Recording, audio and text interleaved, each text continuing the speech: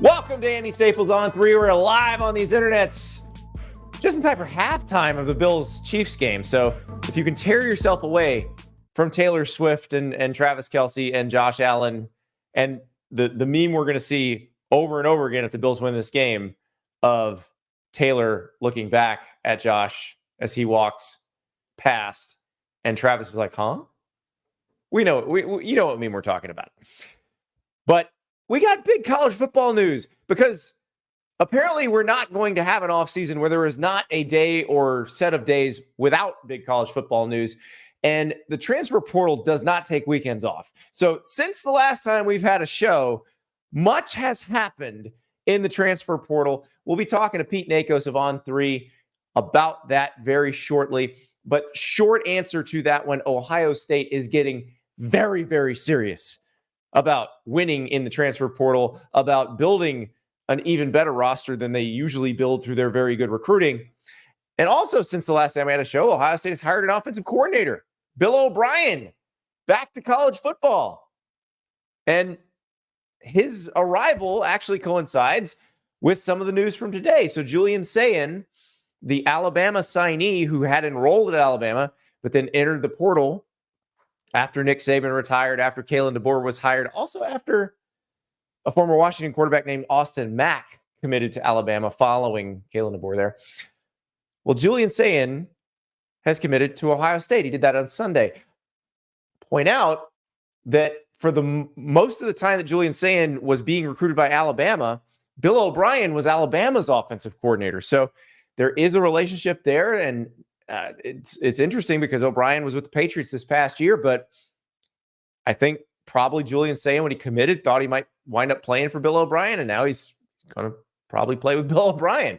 But we shall see. Will Howard, obviously, the Kansas State transfer, probably Ohio State starter this year, but Julian Sayin now in the boat with the Buckeyes, joining Caleb Downs, the All-America safety from Alabama, who also has committed to Ohio State. So we're going to talk to Pete about all that because they are definitely serious in Columbus. And look, if you've lost 3 in a row to Michigan, if you want to take back the Big Ten, if you want to play for national titles, this is how you got to do it.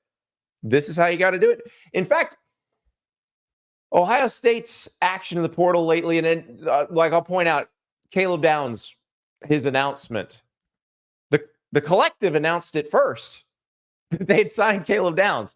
And so this has even caught the attention of Lane Kiffin, who himself quite good in the transfer portal, the Ole Miss coach. He tweeted on Sunday a story that kind of aggregates a random Twitter account.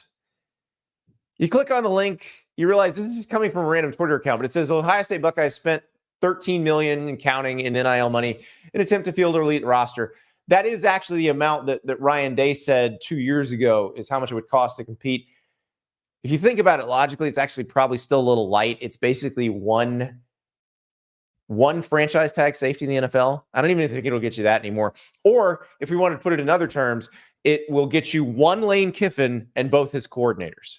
So if you can get a whole ass team that can actually compete for stuff for the cost of one head coach and 2 coordinators, you're doing all right. You are doing all right, because I guarantee you there's no team in the NFL that could have a payroll that equaled the salaries of their head coach and 2 coordinators that would be competitive. So if that's all it takes, because I get it, $13 million sounds like a lot, but when we put it in perspective, like Lane Kiffin makes $9 million a year. So it's like Lane Kiffin is more than half of the cost of the roster. So it's really not that expensive, especially when you consider all of the fringe benefits you get out of actually competing for the national title. Ace in the chat says, you do it, but do it legally, man. Come on, Andy. Then again, all this falls on the NCAA. No, this is fine. Again, I don't care if they're getting paid or how much. It's all market value. If you're going to pay coaches $10 million a year, $11 million a year, I don't really care how much you pay the players. Doesn't matter. It's not my money. You spend it however you want. So, and I think we need to have a regular segment on this show of just stalking Lane Kiffin through Twitter since he's nice enough to tweet about where he is. Lane Kiffin apparently visited his first Buckeyes today.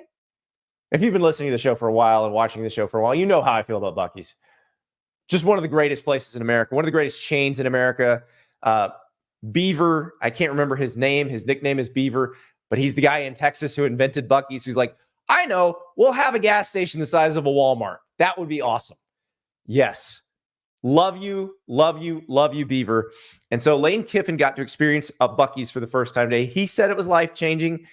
I agree. Now, this picture of this Buckeyes, eagle-eyed viewers, you tell me where Lane Kiffin is, because I'm not sure. And Buckeyes is expanded so much beyond Texas that it's hard to narrow down. There's nothing architecturally different about this particular photo. It looks like most Buckeyes. He's near the Fudge area. You can see the barbecue area over there. So not entirely sure where Lane Kiffin is in this Buckeyes, but if you see anything that screams, this is the Buckeyes near Daytona Beach on I-95, or this is the Buckeyes near Mobile on I-10, or this is the Buckeyes in Warner Robins, Georgia on I-75, you drop a shout in the chat. I'd love to know. But yes, Lane Kiffin pointing out that Ohio State is being very aggressive with the NIL, which, as they should be. They're one of the best teams in America. I would think they would like to stay that way. Yo-Yo in the chat. If Ohio State doesn't beat us next year, I'm assuming Yo-Yo's a Michigan fan, then Ryan Day might be out of a job. Mike, Buckeyes don't beat everyone next year. He might not have a job. Yes, this is true. All of this does put more pressure on Ryan Day. Absolutely puts more pressure on Ryan Day. But that's okay. The Ohio State job is pressure. Like, your job, and I know you hear me say this and you laugh at me when I say this about Alabama, or when I say this about Tennessee or LSU or Auburn or everywhere it's like this. Your job is to win the national championship. That is your job. So if you are, Jared in the chat says, smells like fear in here. And Jared's an Ohio State fan. I don't think anybody's afraid yet, Jared. But I do think they're looking at this and going, this does feel a bit different. This does feel like Ohio State is taking this very seriously. Now, we're also going to talk with Pete Nakos about Ohio State's rival, Michigan, because I want to talk to you about this too. So I have a column coming out on 3 on Monday morning. So if you're watching live right now, just remember, you'll have a column to read in the morning if you want to goof off at work. If you're listening in podcast form, you can already read it. So here's the deal. Given what we've seen from Alabama with the players leaving, entering the transfer portal once Kalen DeBoer was hired, does it not make Michigan's decision if Jim Harbaugh leaves incredibly easy? Does it not make it a no-brainer? Which it may have already been a no-brainer, but I talk to these agents and try to stay ahead of the curve on things.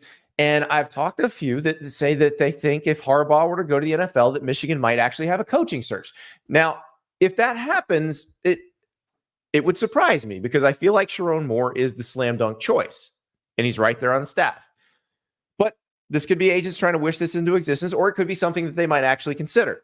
But if you watched Alabama in the last week, if you watched the situation there and watched who's gone into the portal because they wanted to play for Nick Saban and not Nick Saban, do you not say the Sharon Moore decision is the easiest decision in the world?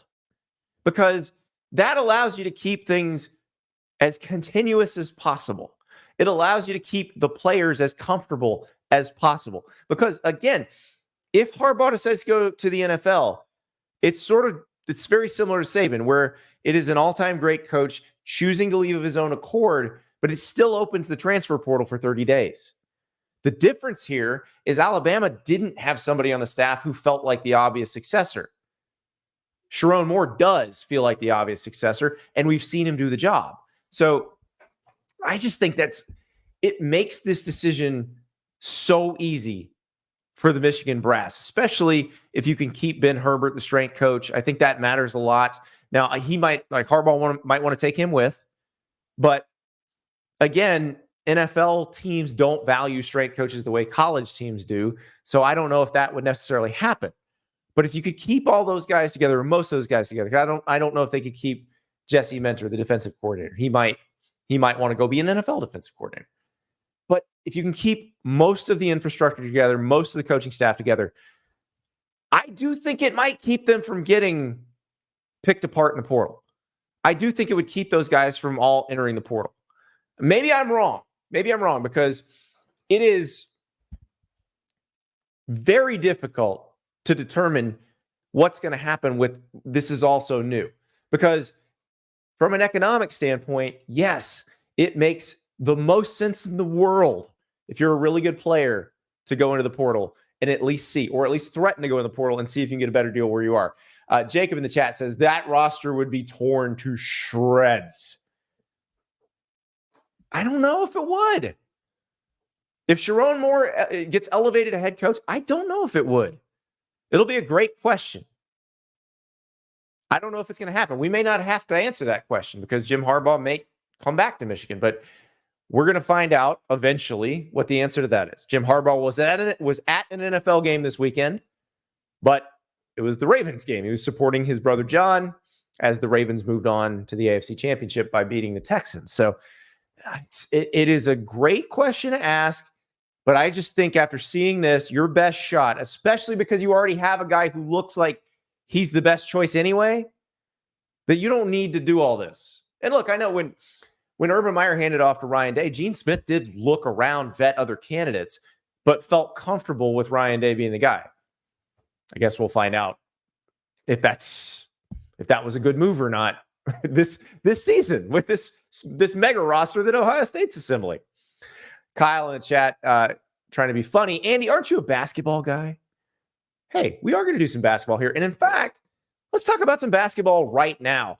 Because if you were watching on Sunday, especially if you were tuning in to watch the Bucks-Lions game on NBC, the thing that happened before the Bucks-Lions game was really interesting.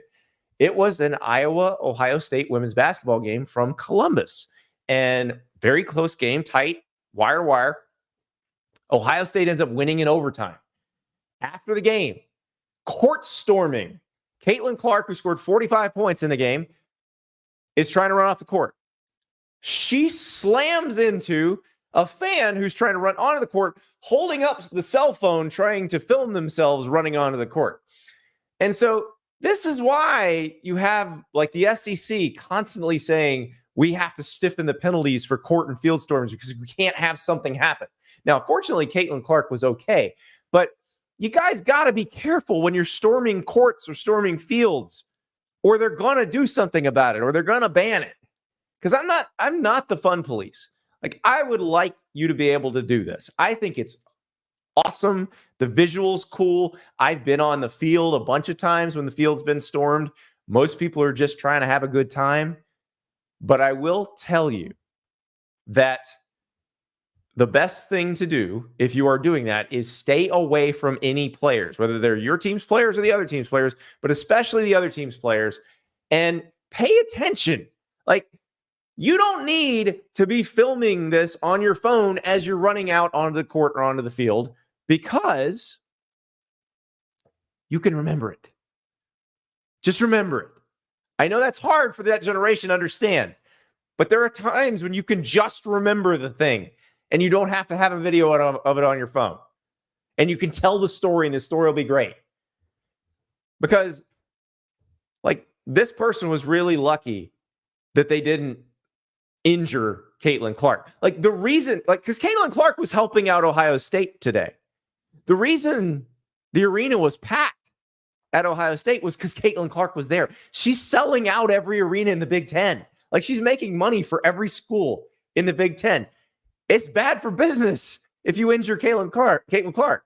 So just remember that. And also remember, if you do it in a football game and you hit the wrong football player, you're going to get seriously injured and no one is going to care. So when you go on the field of the court, remember that's their territory. Leave them alone. Do not touch them. Stay away from them. And you do not need to record it with your phone. Just run cheer, have fun with your friends, and remember it. Because if you're holding up your phone, you're going to run into somebody you're not supposed to run into. You could hurt yourself, or you could hurt the other person. Or again, if it's a football game and it's the wrong football player, yeah, it ain't going to go well for you. So follow these simple rules and none of this will get banned. But yeah, somebody running into Caitlin Clark, I guarantee you, like Greg Sankey, the SEC commissioner, who has been trying to curb court and field stormings in his league for years, is going to look at this and go, see, now we got to make the penalties stiffer. Now we got to do more. We got to keep people from doing this. So that's why you got to be careful here. Or something that's fun and something we love seeing might get taken away from you. But that is neither here nor there. Glad Caitlin Clark's okay. Glad whoever ran into her didn't get seriously hurt either. Just be careful. And again, remember it. You don't need it on your phone. Just keep it up here. Keep it up here. All right, now it is time to dive deep into the transfer portal because, again, it does not sleep. It does not take weekends off. And apparently neither is Ohio State, because the Buckeyes did some work these last few days, seriously trying to upgrade their roster. We talked about that. We talked about Caden Proctor. We talked about the Michigan situation with On3's Pete Nakos. We welcome Pete Nakos, who is a very, very, very busy man. It's Sunday. Ohio State has a new quarterback. He was an Alabama quarterback not long ago. He was a high school quarterback not long ago. Julian Sayin, the crown jewel of Alabama's 2024 recruiting class, now an Ohio State Buckeye? Yeah. He has just announced his commitment, and the fireworks continue to go off in Columbus, right? Caleb Downs, Julian Sayin, Will Howard, Quinshot Judkins. It has been an eventful 3 weeks in Columbus. Well, and the Caleb Downs one's really interesting. So Caleb Downs, freshman All-America safety from Alabama, when he hit the portal, we all assumed he's from Atlanta. Travaris Robinson, the assistant who recruited him to Alabama, is going to Georgia. Georgia's collective's obviously very interested in Georgia getting one of the best safeties in America. We all assumed Georgia, and then on Friday, Caleb Downs, and the first announcement was actually from the collective itself saying we've signed Caleb Downs. Yeah, welcome to 2024 in college football. But yeah, I mean, man, if you told me Caleb Downs was going to go to Ohio State when the murmurs before he actually went in the portal, you would have stunned me. And that's not a shot at Ohio State. It's just how many people thought, and even how many sources thought it was like a walk to Georgia. And Travaris Robinson at Georgia was supposed to give the Bulldogs the trump card, and it just didn't happen. And now Caleb Downs is going to be a Buckeye and going through spring ball. And I mean, we could talk about this all off season, but I'll just put it out there now. I mean, the standard, what the expectations at Ohio State in 2024 are going to be sky high. They are. I mean, it's feeling like national championship or bust, which I think it's kind of like that at Ohio State every year, but especially now with the 3 consecutive losses to Michigan, they're not playing around. And, at this point where we don't yet know what's going to happen with Jim Harbaugh, we will find out sooner rather than later. But the quarterback thing is interesting because Julian Sayin, On3 industry, #1 quarterback in the country, #5 overall recruit in the country. And it's an interesting one because we're not entirely sure that he just said, I don't want to play for Kalen DeBoer, because his entry to the portal came right after Austin Mack, who has been at Washington for a year with DeBoer, committed to Alabama. Yeah, I mean, I had heard murmurs about Julian Sayin, let's say like 48 hours before he actually went in. But at that point, everyone was like, okay, we expect him to go through spring ball and then go in the portal right after A-Day in April. And that's obviously ultimately what he decided not to do. I heard that quite a few things, and some things like maybe he wasn't the right fit for Kalen DeBoer's system. Obviously, adding Austin Mack was not the best signal for Sayin in his camp. But yeah, the minute he went in, it was very clear that he wanted to go to Ohio State. And the conversation the last 48, 72 hours has more been at Ohio State about what they wanted to do and if they wanted to take him, and less of trying to convince Julian Sayin to be a Buckeye. Well, and one of the strangest things about all of this is Ohio State just hired Bill O'Brien as its offensive coordinator. Bill O'Brien was Alabama's offensive coordinator during a lot of Julian Sayin's recruitment to Alabama. Yeah. Yeah. I mean, I wrote about it the last couple of days, but yeah, I think there's part of it where Julian Sayin, right, wants to be developed under Ryan Day, but I think there's a large chunk of it that knows, like, hey, I can trust Bill O'Brien. I know how Bill O'Brien is going to go about his business. That's what I'm all about. I want to go be a Buckeye with Bill O'Brien. Yeah. Now, what does this mean for Aaron Noland, who was a top flight recruit in the class of 24? He signed with the Buckeyes. He's from the state of Georgia. I noticed on Sunday afternoon, he tweeted out a picture of himself at the Ohio State upset of Iowa in women's basketball. And he's standing behind Brutus Buckeye and smiling big and says, go, hashtag go Buck. So seems like he's in for the competition for now. I had the chance to speak to Aaron Noland super quick at the Elite 11 finals this summer. And he strikes me as the kind of kid who's not going to run for the hills. He's going to kind of embrace competition. Him and Julian Sayin have a very similar game. They were two of the better competitors that I saw at the Elite 11 this past summer. And I mean, Andy, like, Will Howard's going to start this year. Like, we all know that. Right. So I think that this now turns into more of, okay, now maybe the table's set for a competition next year. But I definitely think Aaron Noland strikes me as the kind of guy who's going to stay in Columbus and fight for that job next to Julian Sayin, and we'll see how everything kind of falls after that. The other big, and I'm using the term literally and figuratively, domino from the hire of Kalen DeBoer, the retirement of Nick Saban, Caden Proctor, the offensive tackle, who's the number one offensive line prospect in 2023, comes to Alabama, starts 14 games at left tackle. He is headed home to Iowa, where he initially committed and then flipped to Alabama late in the process.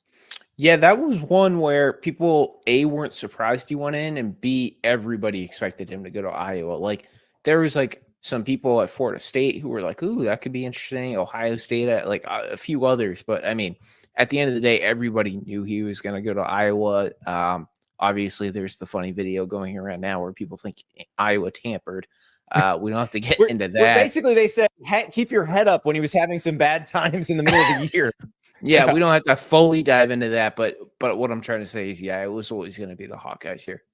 Yeah. And I thought it was, so Scott Docterman, who I used to work with at the Athletic, had a really interesting column with a good point. And I've talked to coaches about this too. Most coaches, even before all these rule changes, always felt like, hey, you don't burn a kid when he says no to you or when he flips on you. You stay nice, you stay pleasant, and be respectful, because you never know. You might wind up coaching them in another school. You might wind up dealing with them in the NFL. Like, you might wind up dealing with this person again. And now it's even bigger, because if they decide they don't want to be where they were initially, it might be coming right back to you.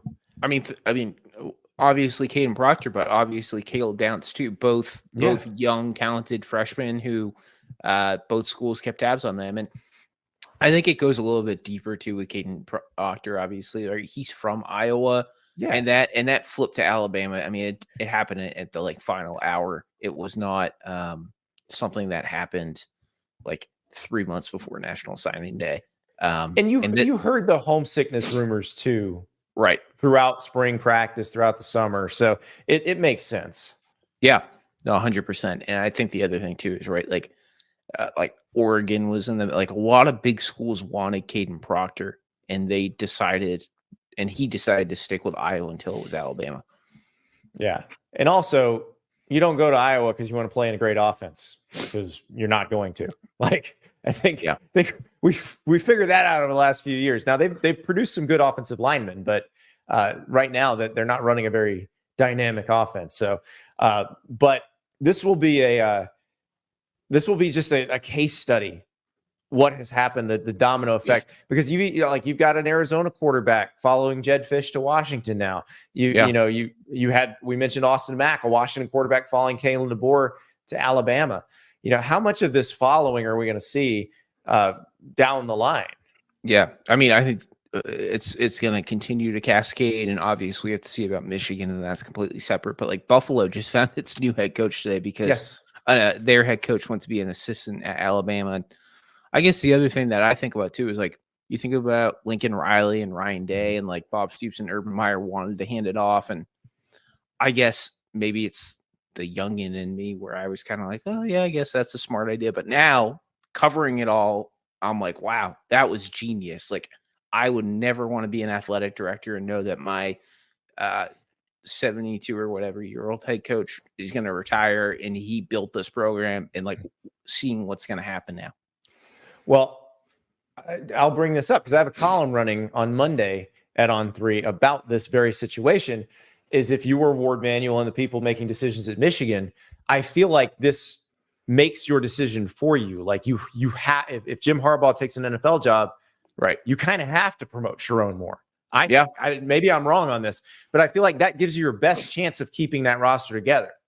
I would feel like you have to take Sharon, and not just because of, I mean, how great of a job he did and everything. But I think with seeing the roster exodus at Alabama last week, I mean, you have to do Sharon. And the other thing too is this is all gonna fall apart. I could say whatever if Harbaugh leaves in like February 1st, give or take, right? It's the 21st right now. Like terrible timing. Like you can't go at anybody in the portal at that point.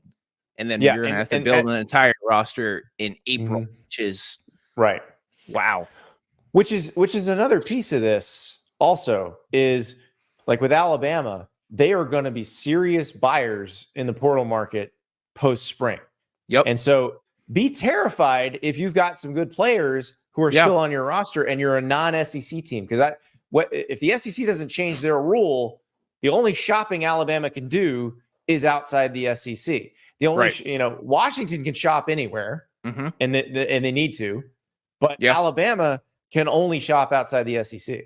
And they got time to figure out how the heck they're going to pull it off too, right? It's April is like you got 2-3 months. I mean, you got plenty of time to try to figure out how to piece this thing together now and how you're going to go about the portal. And man, who knew in November even that like we were going to be sitting here though and talking about Kalen DeBoer having to rebuild a roster at Alabama. It is wild. But now here's where I think the Alabama and Michigan situations are a little bit different.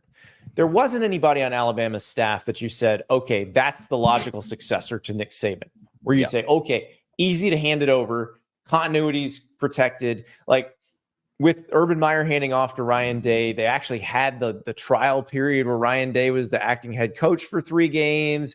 It felt like that was set up. Bob Stoops handing off to Lincoln Riley, same thing. They had time with Lincoln, 2 years of Lincoln Riley's offensive coordinator to know this is the guy. We could put him in here.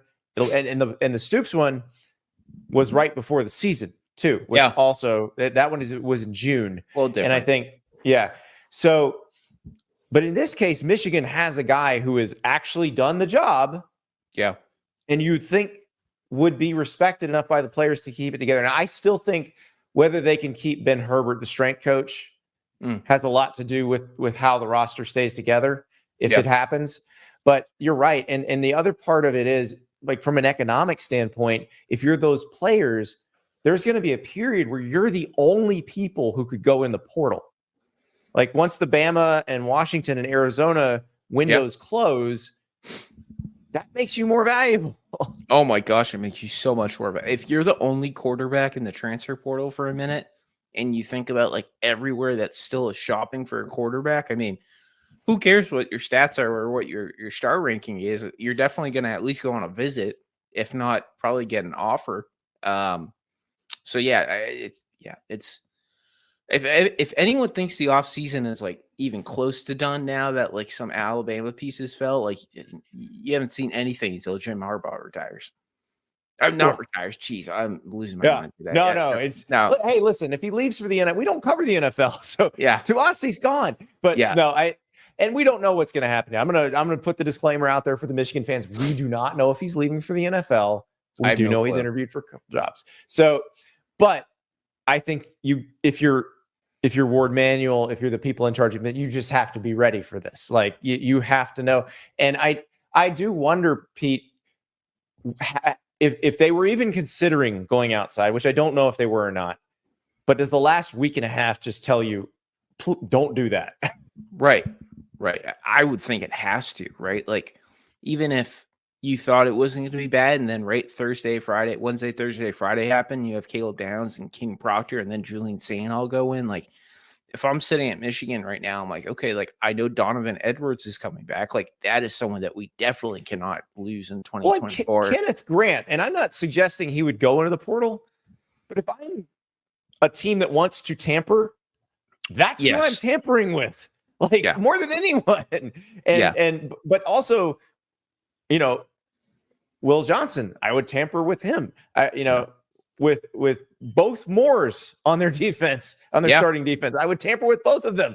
Like, and that's the thing, that they've got to play some serious defense if Harbaugh leaves, regardless of whether they promote Sharon Moore or hire somebody else. I would say Ward Manuel's two biggest things right now are, one, retain Sharon Moore as head coach, and then two, put together the most appealing deal for Jesse Minter to stay put for another year.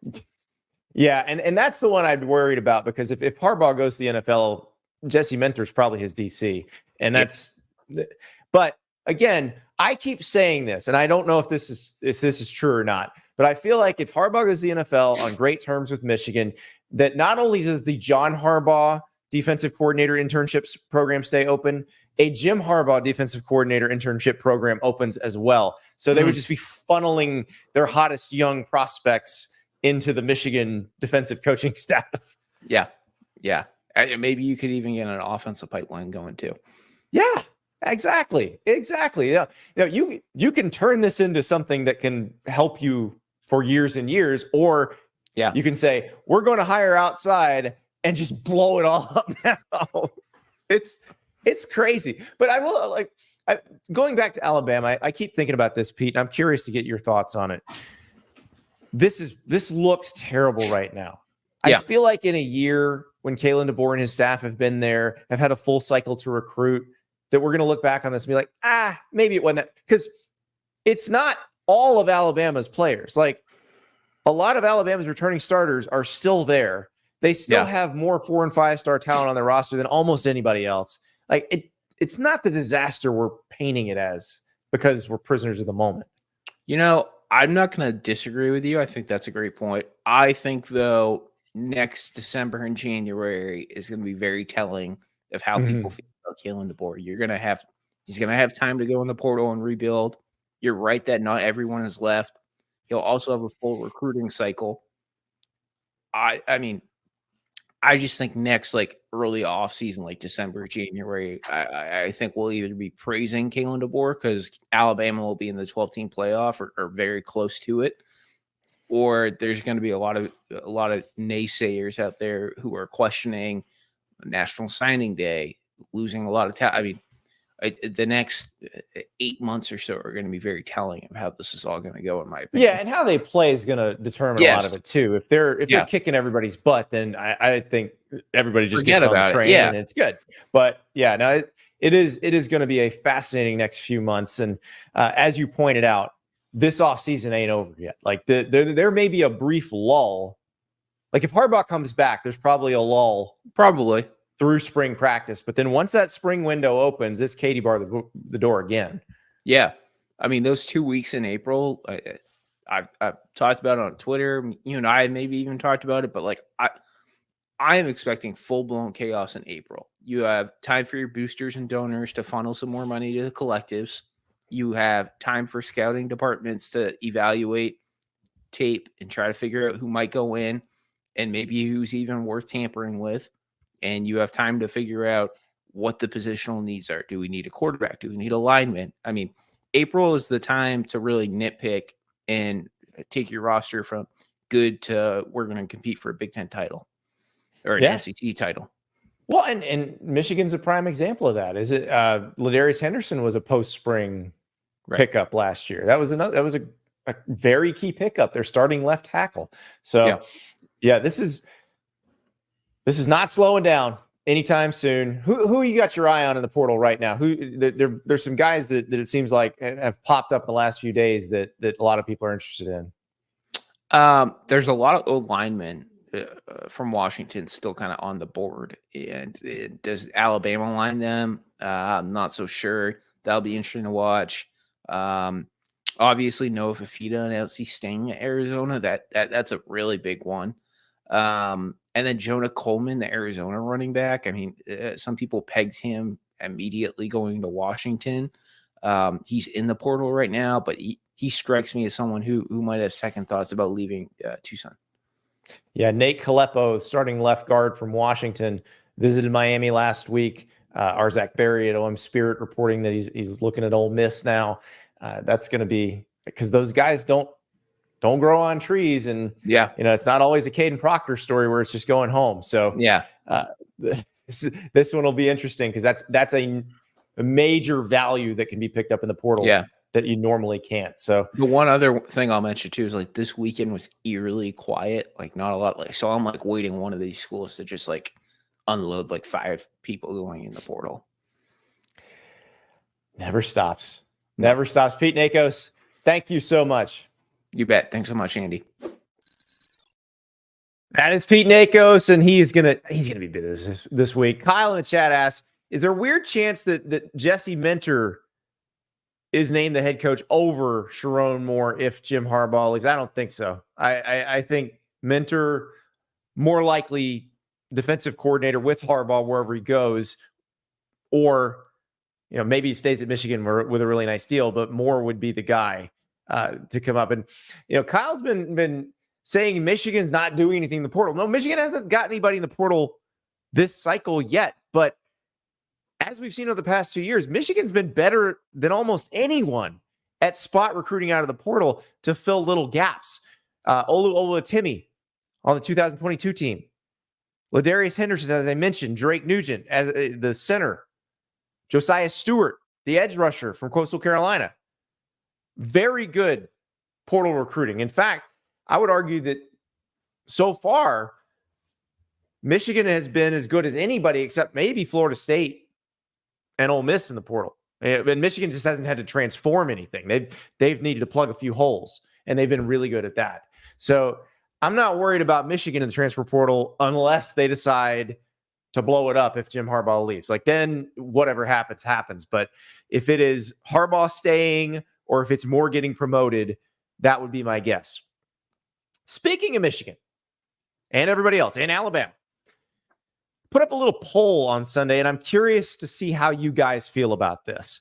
So I was going through Game Time just to see what some of the hotter tickets for early next season are.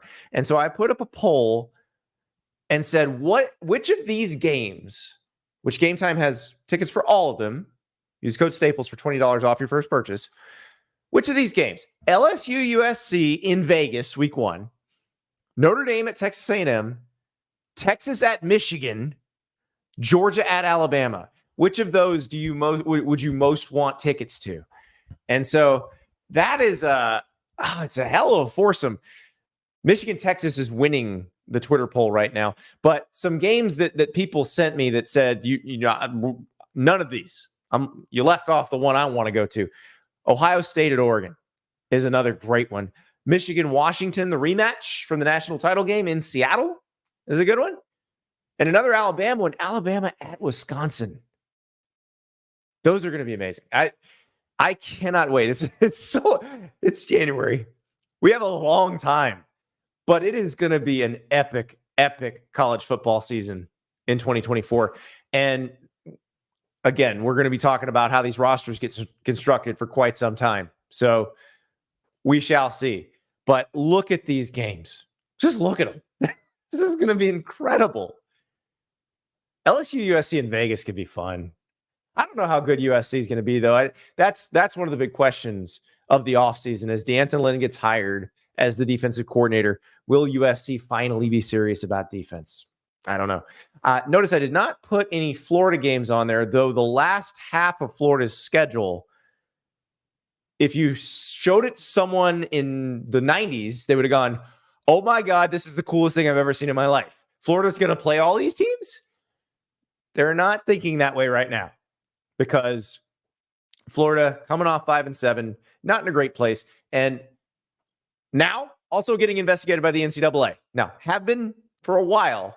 And I've seen some comments. Oh, it's just the Jaden Rashada stuff. It's no big deal. It's old news. It's not, because the NCAA is slow. The Jaden Rashada situation is one of the dumbest things that I have ever covered. So there's no telling what sort of loose ends there are to be grabbed onto.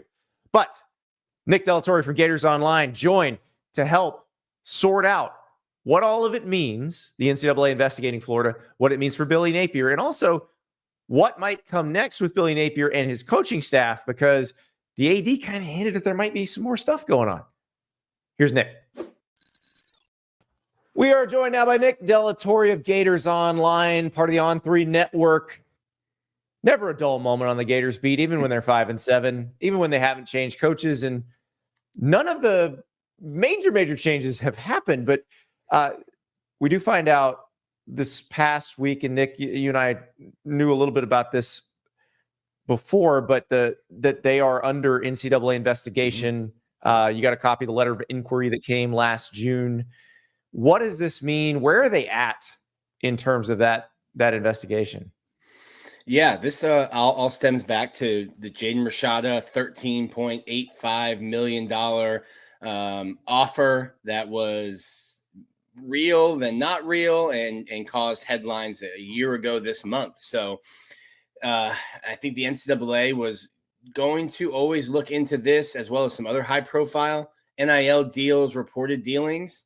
And they were poking around in the summer. And we had talked to people at Florida about what they were doing. And we were told, hey, this is all the NCAA is just looking into any big reported deal, nothing to see from this. And I think what we're finding out now is that maybe there is something more to this. And that's what the NCAA told Ben Sass back in June. Well, and you look at what happened with Florida State, where Alex Atkins, their offensive coordinator, gets suspended 3 games for driving a player to meet with a collective. Like, that's a pretty serious punishment for something that's kind of whatever, and actually something the NCAA president currently wants to make legal. So this, which I don't think they would, this is not something that they want to legalize. Basically, what happened with the Rashada contract, the one thing in the Rashada contract that stuck out to me when I got a copy of it last year was there was a $500,000 payment due on December 5th, which was before National Signing Day and before Jaden Rashada would show up on campus. So the rules state pretty clearly, you can't use NIL as an inducement. Obviously, everybody does, but you can't be that dumb about it that you put it in writing. And that is seemingly what happened there, even though the money was never paid. That reminds me of, Life Wallet being tagged in basketball players' commitment tweet. Yes, exactly. At Miami. Yeah. Hey, way it is for X amount of dollars and a car. Just blatantly, screaming inducement and begging the NCAA to do something about it. I think obviously the number, which, is funny because you and I, after seeing the number and knowing what it was, we're finally able to tell people hey, no, it actually is $13 million, because people were saying there's no way, you can't do this. And we're I didn't believe it at first. I was like, that's not possible. And then I saw the contract. I'm like, oh my God, somebody actually put that in writing. Yeah. So I think what the NCAA will be looking for in this case is, obviously the Gator Collective is now defunct with the Jaden Rashada stuff, but this would be a situation where, okay, well, the Gator Collective can offer these kind of things, but nobody at the university level can. Billy Napier can't endorse, promise these numbers. Nobody that works for the University Athletic Association can promise, or endorse these numbers. That's what the NCAA is looking for, and that's what could get Florida in trouble. Not just Billy Napier, anybody that's getting whoever paid was or have a involved in the job. process. with the University Athletic Association. Were they part of the negotiations? Were they part of offering money to Jaden Rashada? That's what the NCAA is looking for. And you and I did lots of stories on this situation. You in this job, me in my old job. And the one thing I couldn't get any definitive proof on was who at Florida knew, when they knew, what they knew. That, I imagine, is what the NCAA people are trying to figure out right now, because, I don't think Jaden Rashada is going to have any problem telling them what happened from his side of things, because he's out of this. He got spurned. He didn't get the money he was promised. But it would just be a matter of, is there a paper trail or some sort of proof of anybody at Florida knowing? Because I think that would probably be where the NCAA could do something. Yeah, that's certainly what they'll be looking for. And I was told by a good source that the NCAA is offering immunity. And I think you can look at the Amaris Mims case, which you kind of spoke on just earlier. How else would the NCAA know what he was offered by FSU, or who drove him to the meeting to find out what he was going to be offered by FSU, if not for the NCAA granting immunity and the players speaking to those numbers? So that would be a situation where, hey, are the Rashadas still angry about what happened? And do they have proof that would tie Billy Napier or somebody from the University of Florida Athletic Association to that contract negotiation and dealings? That's where Florida, I think, is worried. Speaking to some people have seemed very worried. Some people have said, no, this is not an issue. It won't be a problem. We're cooperating and it'll be fine. So the other thing too is that, like, in our day and age, Andy, everyone wants something right now. This is the NCAA, a organization that might move slower than the United States government. So who knows when the end date and like is. the Florida State one with Amarius Mims, like Amarius Mims, for those who are confused, you're like, that's a Georgia player. Well, he went in the portal, considered going to Florida State, and then decided to stay at Georgia. Yeah. And that's where all this stems from, is that period he was in the portal. The Florida stuff, like, I remember when we were getting all the details of this stuff, it was basically a year ago this week. And nobody at Florida seemed particularly concerned, at least nobody in the administration. It didn't seem like Billy Napier was that concerned about their role in the Rashada piece of it. So I'll be curious. I do wonder, though, because the Florida State one was buttoned up quickly, and they negotiated basically a settlement that said Alex Atkins will be suspended here. Right as Mike Norvell was saying, no, I'm not going to Alabama, I'm staying here. It felt like that all happened at once. Like, it also conveniently kept them from losing Alex Atkins as a head coach. Yeah. That's a certain set of circumstances, whether manufactured or natural, certainly played out for Florida. I think when you look at it, I go back to that signing day, and there's a 2.5, 3 hour waiting period where we're waiting for Jaden Rashada's NLI to come in, while the NIL was a mess behind the scenes. Is there a paper trail from that day? Does Billy Napier become aware of a situation, even if he had been dotting his I's and crossing his T's and staying out of it? If you can prove that Billy Napier knew during that time period, then that would be an NCAA violation. That would be a problem for Florida. Now, I don't think Billy Napier wants to hear this, but we've seen this fairly recently in the SEC. Is there a chance Florida uses this to Jeremy Pruitt, Billy Napier? It certainly smells like it could be a for-cause situation if your actions cause the program to go on probation. And I'd seen some fans, because I added it to my story, that Florida had run into some NCAA recruiting issues with Dan Mullen, but Florida was not placed on probation. Dan Mullen was placed on probation and had a show cause. So I could be wrong, Andy, but I don't think Florida has been on probation since the 80s. I don't know if this puts them in like repeat violation. Honestly, everything with the NCAA and its penalty structure has changed so much, and they're so sort of catch as catch can about what they do. I don't know that any precedent even matters. And that's the thing. Like with Tennessee, it's so strange, because I realize we're jumping to different schools, but everything kind of matters in this case. Yeah. Tennessee had a coach who was not winning enough in Jeremy Pruitt. They caught him with a bunch of NCAA violations, and they fired him for free. And they used it to fire him for free, and it helped them kind of springboard, gave them more money to use when they hired Josh Heupel and his staff. Meanwhile, you have Michigan, where the NCAA thinks they've caught Jim Harbaugh red-handed on the cheeseburger gate thing. We're not even getting into the sign stealing stuff, and Michigan defends him. Michigan, they self-impose the suspension, trying to keep it as minimal as possible. But like Michigan has said, we've got your back. And if he comes back and he doesn't go to the NFL, they've got his back. And it's just crazy how nakedly obvious it is. Like when a school is happy with how you're winning, they got you. But when you are losing, you better watch your back. Like if I'm Billy Napier, I'm watching my back right now. Yeah, if Billy Napier were to be fired after or during the 2024 season, Florida would owe him $25.67 million if firing him without cause. So that's a pretty big number, especially if you're looking at firing a coach, then paying somebody else's buyout. Dan Lanning just reportedly told Alabama no thank you and has a $20 million buyout. So these are all money things that you would end up looking into if you're going to be going down the line of another coaching change. All right. That's all hypothetical. We don't know what's going to happen with the NCAA stuff. We don't know how long it's going to take. We will keep you updated as that situation develops. But Nick, you talked to Scott Strickland, the Florida athletic director, last week before all the notice of inquiry stuff came out.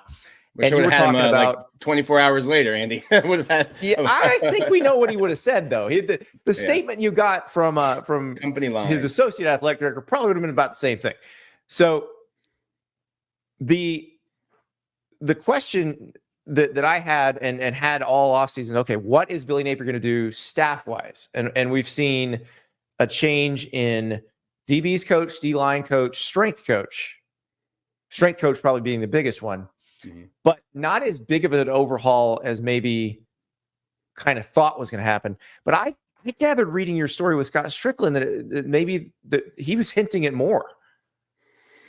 Yeah, he certainly said, Billy's made some staff changes, and maybe there's some that aren't public yet. And I have FOIA, Freedom of Information Act, for someone who doesn't know the acronym, contracts, because Rob Sale, Darnell Stapleton, the co-offensive coordinator who doesn't call plays, and co-offensive line coach, both offensive line coaches. Offensive line, yeah. Yeah. Jabbar Jalouk, all three of those offensive coaches are up. Their initial contracts are up at the end of this month in 10 days, January 31st. And then you also had Mike Peterson on defense, who is on an expiring contract. The other two coaches who are on expiring contracts. So these are all guys that came in with Billy Napier. Yes, correct. And Mark Hockey was extended previously. His contract, the strength coach, his contract would have been expired, but they extended him last year. So he's under contract for another 2 years. So right now I get asked the question daily, who are they going to hire for offensive coordinator? And I give my own, associate athletic director company line that there is no current open position on the coaching staff. You would have to make some sort of adjustment to the roles. Is that taking one of the two offensive line coaches into an off the field role? Do either one of them want to leave the field and be in an off the field role?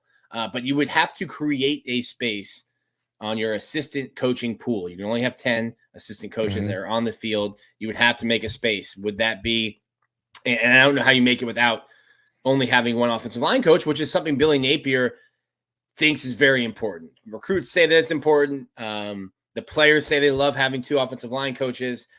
Personally, in my opinion, we're not seeing results recruiting wise that say, yes, this is good enough. And Florida's offensive line did not play well last year with two coaches. So is Scott Strickland speaking about, hey, he's going to hire an offensive coordinator, someone to call plays, but then you get into also, Andy, is like, okay, well, are you just promoting Russ Callaway? And is it like an appeasement kind of thing? Or are you going outside of your building to bring somebody in? Well, I look at it, I try to look at it through Billy Napier's eyes. And if everybody's on my back and they're going to try to fire me anyway, I feel like I'm going to go out my own way, which is I'm going to call the plays. I'm not hiring somebody. I'm not going to do something that's totally different from what I've ever done in this season where my job is on the line. That's the way I've thought about it. But, you did hear some rumblings that he talked some people kind of in season, and then that just dried up. So I have no idea what's going to happen, but I find it really interesting, this situation, because he does have them financially strapped over a barrel where they would owe him $25 million if they wanted to fire him. But if you're him, you say, look, if I have a bad year this year, they're probably going to fire me anyway. So I may as well do it the way I do it. So the question for me is, does Billy Napier think his job is on the line? If he looks at the offense last year and the reason why Florida lost games, he could realistically look at himself in the mirror and say the offense wasn't the issue. The play calling is not the issue. We have a quarterback in his second year. I'm going to keep calling plays. We're going to fix the defense. And you've seen the moves that were made were defense, strength coach, not anything on the offense. So if Billy Napier doesn't think his job is on the line, then why change? If Billy Napier does think his job is on the line, are you going to put that fate into somebody else's hands, a different play caller? So to me, that's where I can look at the situation, maybe, like from a 30,000 foot viewpoint and think, no, they're not going to hire an offensive play caller because, one, Billy Napier probably doesn't think the offense was the issue, and in most games it wasn't. And two, if he does think he's going to get fired, like you said, go out on my own terms. Not going to put my fate and my job status in somebody else's hands. Well, and the other piece of it in this situation is if you want to hire an accomplished play caller, somebody who's got a name already or is a kind of a rising star, that's expensive. Because they would be coming in a hot seat situation. You have to overpay. You also have to guarantee them a certain number of years, which you're going to have to pay as the university if you fire everybody. So the administration may say, I don't know if we're willing to do that. Like there's so many different layers to this, and none of them seem to point logically toward another person calling plays. Yeah. Well, you know what? You've made Gator Nation very happy today, Andy, as they listen to that. I didn't. I know I didn't, but I get the same questions you do every day. Yeah. And I've been getting them, and you and I have both been getting these questions really since like September, October. And it's just, it's very interesting how this is all unfolded, but it kind of goes back. I really think it goes back to Billy Napier's contract. Like, they gave this guy pretty much total control without any sort of leverage on Florida's end, which made no sense because he didn't actually have any leverage when he got the job. Like, he was at Louisiana Lafayette. He turned out Auburn and South Carolina the year before, but those weren't on the table then. Right. So who are you bidding against? Where you essentially gave him the keys. You were bidding against the chance that LSU was going to come calling. I think that's what you're bidding against. Right. Also, there was no search firm. And also, I don't know why schools pay search firms tons of money. But there was no search firm. Plausible deniability, because they can talk to everybody and you can say you haven't talked to them. That's really it in football. It's not like they ever give you a price tag. That's a big price tag for plausible deniability. But Scott Strickland made this with, the Linda Teelers and Steve McLean's and the people who have been around Florida that have helped coaching searches before. But I honestly don't believe that Scott Strickland will hire another football coach. I don't know that you get the chance to hire three. So I think he'll tell you that. That was Billy Napier's leverage was, you're hiring me. And if you really want me, here's my list of demands. This is what I need. In Florida, we wrote about it and we talked about it. Florida had never given this much money to recruiting, to staff, to the infrastructure of football. I think Dan Mullen was, probably a little sore, a little sour when you looked at what Billy Napier was getting, and probably thought, we've seen the comments and would have loved to have that, Andy. And look, Dan Mullen's justified in saying that. Will Muschamp's justified in saying that. Jim McElwain's justified in saying that because they all got told no about the same stuff. So it to me, it showed an investment. It also, knowing that or believing that this would be Scott's last football hire, for better or for worse, it made sense. Hey, we're going to give you everything that you're saying you need to be successful. because I need you to be successful. And there will be no excuses from a buy-in level for me for Billy Napier if it doesn't work out. Florida football gave him every one of his demands. We wrote 800 stories about every new addition to the Army and about how beneficial we were being told that it was going to be. Well, they're under an NCAA investigation for a quarterback who never set foot on campus. One of the dumbest contracts ever committed to paper. So nobody did pay. So they got that going for them. And they're coming off 5-7 with maybe the hardest schedule in the history of the world. That about sum it up? Yeah. I think I got another gray hair in my mustache or beard as you were listing that. You really think this team has turned your hair gray? I find that hard to believe. I think it's genetics. You know when you see like Barack, if you go to Barack Obama when he was first elected president, and then you see every like president, every president ages in dog years. Yes. Covering Florida is similar to being the president in terms of aging like dog years. I see. I was a Florida beat writer for 5 years, and I feel like I probably got younger after I got a different job. So I think you're right. See, this one's great. It turned brown again. So. It reverted. Exactly. Nick Torre, he's the president of Gator Nation. We'll talk to you later. One transfer I meant to mention with Pete Nakos that I feel like we need to mention here, because we always talk about how offensive linemen are not easy to find in the transfer portal. Lance Hurd transferred from LSU to Tennessee, offensive tackle. Hurd's one of those situations where he probably stays at LSU if he's not stuck behind two really good tackles in Will Campbell and Emory Jones, who are going to be NFL guys, but they got to spend one more year in college. So Lance Hurd would like to play, and so he's going to see the Vols and hoping he can play in Knoxville. So that's one more that I want to throw that there. I am truly enjoying the chat with all the folks just arguing about Michigan and Ohio State, and especially Ohio State with all this new investment into NIL and the transfer. Well, I don't know if it's new investment. They are clearly doing some stuff NIL-wise. And I do enjoy the amateur NCAA investigators who somehow think it's like 1997. And, I'm going to tell the principal you're paying for players. Yeah, everybody is. Suck it up. They just finally figured out they're rich. So they're buying some players. Maybe it'll work out. Maybe it won't. But we're sure as hell going to talk about it. I think we'll talk about it some more tomorrow night. Talk to you tomorrow.